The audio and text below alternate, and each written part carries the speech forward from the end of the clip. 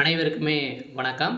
சற்று முன் கிடைத்திருக்கக்கூடிய ஒரு மிக மிக முக்கியமான செய்தி ஒன்று வெளியாகியுள்ளது.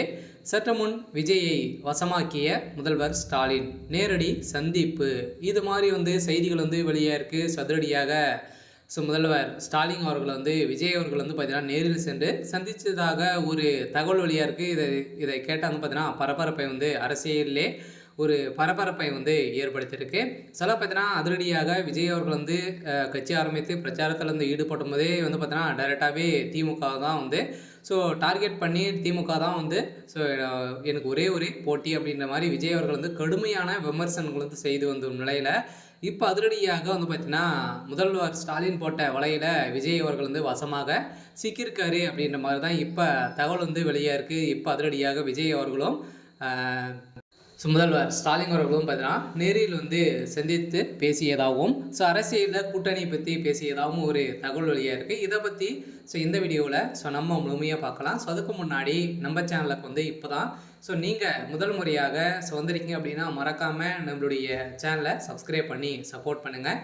வாங்க வீடியோக்குள்ளே போகலாம்.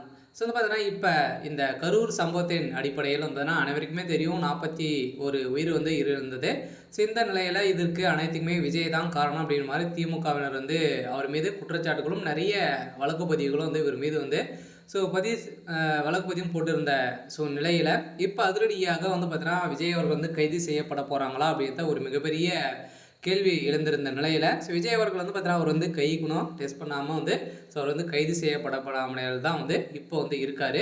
இதுக்கான காரணம் என்ன அப்படின்ற மாதிரி பார்த்தீங்கன்னா இப்போ அரசியலில் ஒரு பரபரப்பை ஏற்படுத்தியிருக்கு. சில முதல்வர் ஸ்டாலின் அவர்களும் விஜய் அவர்களுக்கும் இடையே பார்த்தீங்கன்னா மறைமுகமான பேச்சுவார்த்தை ஃபோன் கால் மூலமாக பேசியிருக்காங்க, கூட்டணி பற்றி பேசியிருக்காங்க அப்படின்ற மாதிரியும் இப்போ இந்த ரகசிய தகவல் வெளியாகி வருது. சில கூடிய விரைவில் முதல்வர் ஸ்டாலின் அவர்களும் விஜய் அவர்களும் பார்த்தீங்கன்னா நேரில் சந்திக்க போகிறாங்க அப்படின்ற மாதிரி ஒரு தகவல் வெளியாக இருக்குது. சில கட்டாயம் திமுகவில் விஜய் கூட்டணி வைத்தாங்க அப்படின்னா வரலாற்றிலே பார்த்தீங்கன்னா ஒரு மிகப்பெரிய சம்பவமாகவே இருக்கும் இல்லையா.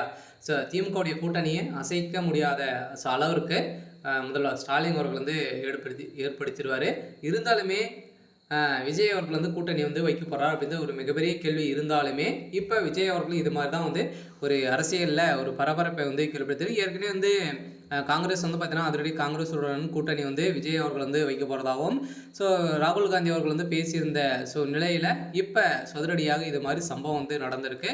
இருந்தாலுமே என்ன நடக்க போகுது அப்படின்றத வெயிட் பண்ணி பார்க்கலாம்.